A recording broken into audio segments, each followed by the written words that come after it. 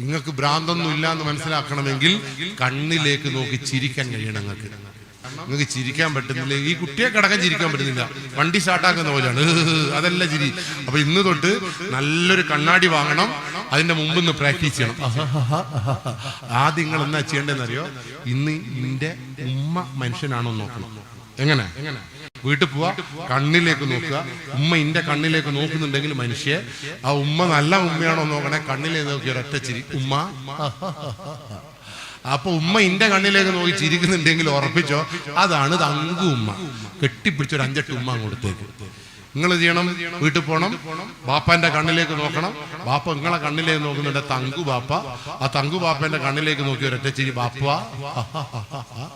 ബാപ്പ നിങ്ങളെ കണ്ണിലേക്ക് നോക്കി ചിരിക്കുന്നുണ്ടെങ്കിൽ ബാപ്പയാണ് ബാപ്പ.